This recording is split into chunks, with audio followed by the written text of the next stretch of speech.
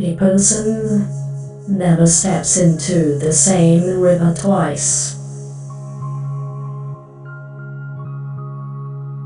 Heraclitus and the doctrine of perpetual flux. The famous philosophical insight attributed to the pre-Socratic philosopher Heraclitus of Ephesus c. 535 to c. 475 BCE. It is most completely rendered as no man ever steps into the same river twice, or it's not the same river and it's not the same man.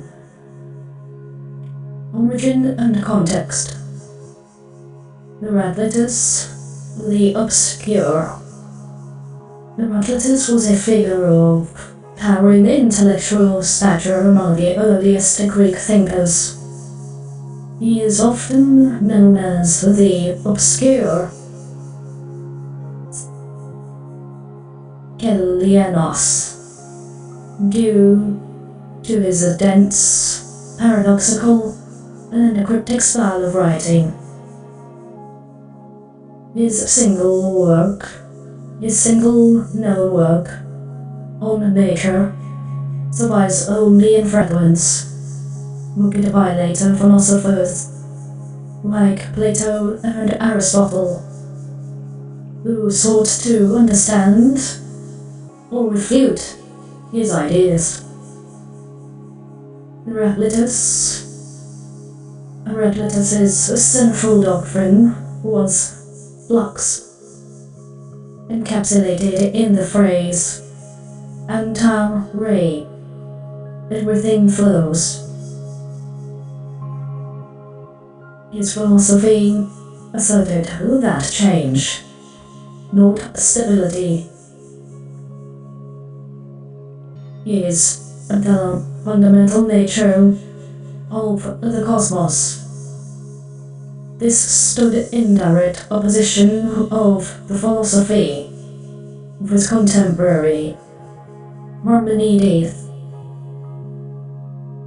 who argued that all change is an illusion of the senses, and that true reality, being, is eternal and unchanged. Meaning 1. The river of perpetual change. The first half of the maxim, "It's not the same river," is a profound statement on the stature of the nature of identity and reality. A river is defined not by the static collection of water in it, but by the continuous, irreversible process of water flowing through it. The moment you step into the water, the molecules that touched your foot are already downstream, replaced by new ones. The bed, the banks, the speed, the temperature, the very chemical composition of the water, all are in constant dynamic movement. To Heraclitus, the river's identity is maintained solely through this continuous change, a ceaseless cycle of loss and gain. If the flow were to stop, the river would cease to be a river. It would become a stagnant pond. It is the perfect metaphor for the passage of time and the universe.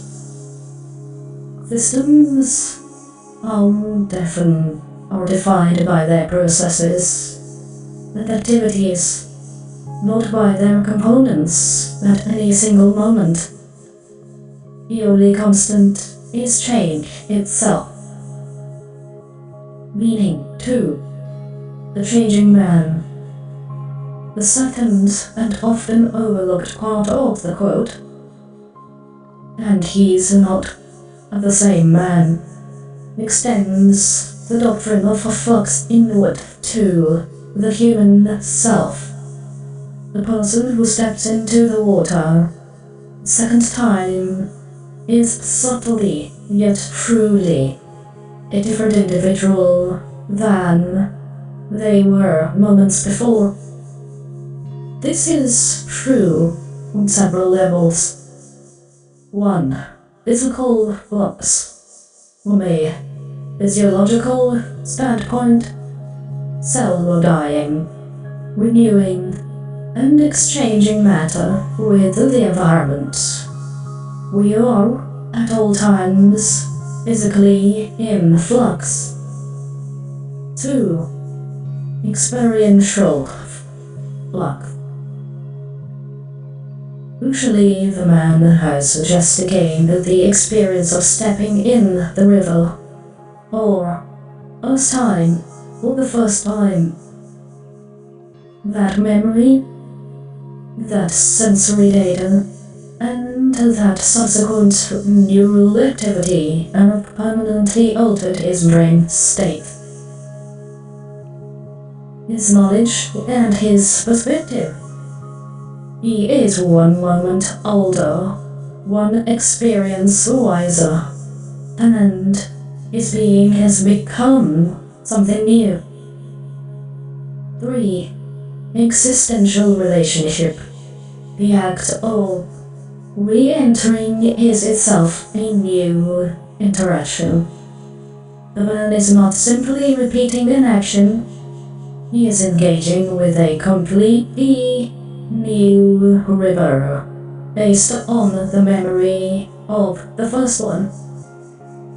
Heraclitus teaches that the human self is not a static soul, or a fixed personality, but an ongoing process of becoming.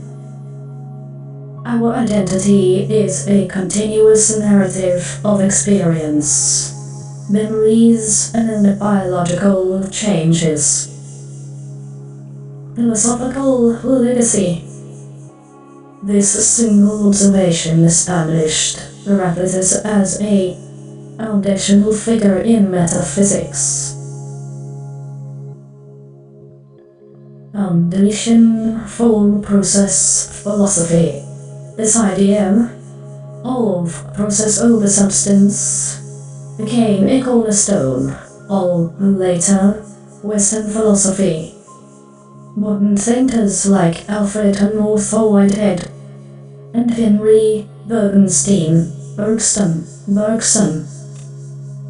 who emphasize dynamism and temporal change as the ultimate reality, owe a tremendous debt to Heraclitus. The unity of opposites. The flux doctrine is also tied to Heraclitus's concept of the unity of opposites. He saw the world as maintained by a tension between competing forces, strife, harmony, war, peace. The river's flow is sustained by the tension between the downward pull of gravity and the resistance of the banks, illustrating how opposition is necessary for stable existence. Influence on Plato. Plato incorporated Heraclitus's ideas by positioning two realms of existence: the material world we experience, which is Heraclitean, always changing, and the world of forms, which is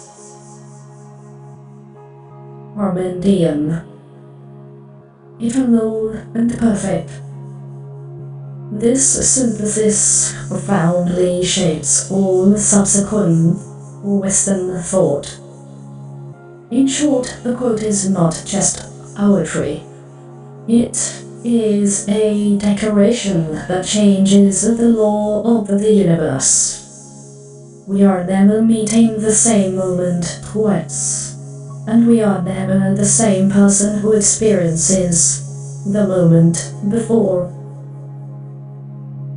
who experienced the moment before.